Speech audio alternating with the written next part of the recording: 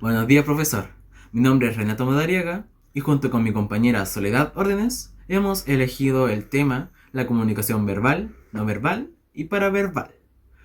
La comunicación verbal es un tipo de comunicación que necesariamente necesita el uso de las palabras o expresiones, escritas u orales.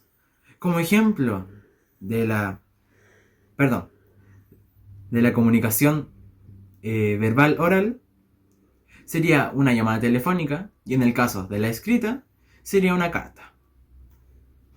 El lenguaje paraverbal se fundamenta con la comprensión y expresión en emociones y actitudes de la persona que habla, como por ejemplo el tono de la voz o el ritmo en el que habla, etc. Algunas de las funciones del lenguaje paraverbal son manifestar sentimientos o emociones y tener un mayor entendimiento del contexto comunicativo.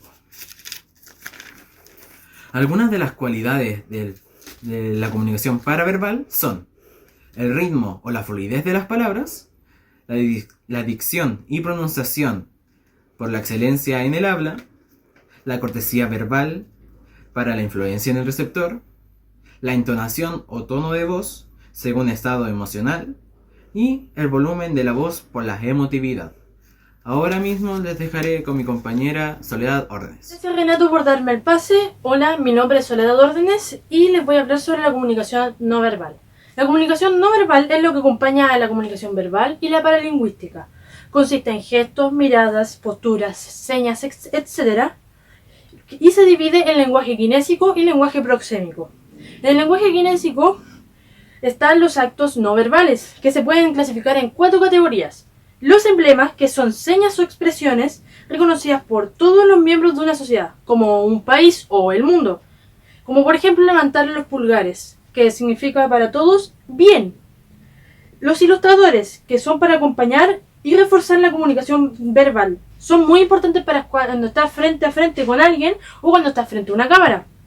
Como también si se utilizan mucho en una comunidad y se difunden, se pueden volver un emblema. Como por ejemplo señalar a dónde nos dirigimos o levantar las manos en el aire y agitarlas un poco para indicar el tamaño de algo. Los reguladores sirven para organizar y dirigir la conversación entre los interlocutores, como asentir o negar con la cabeza para decir sí o no, o poner la mano entre ambas personas para decir para o alto. Y están también los adaptadores, que consisten en movimientos, gestos o acciones que hacemos de forma inconsciente para controlar nuestras respuestas y conducir nuestros sentimientos. Estos pueden ser 3 adaptadores sociales que se crean en las relaciones entre personas, como dar la mano como un saludo formal. También están los adaptadores instrumentales, número 2, que son actos aprendidos para realizar alguna tarea, como remangarse para decir vamos a trabajar. Y 3, por último, están los adaptadores de subsistencia, que se relacionan a necesidades orgánicas y estados de tensión o duda, como levantar una ceja y ladear un poco la cabeza, que significa una duda. También está el lenguaje proxémico. El lenguaje proxémico es el espacio o distancia que mantenemos durante una conversación. Esta distancia depende del grado de intimidad que se tenga con la otra persona, el motivo de la conversación del encuentro, la personalidad de los interlocutores, la edad, la raza o la cultura de la que se pertenezca.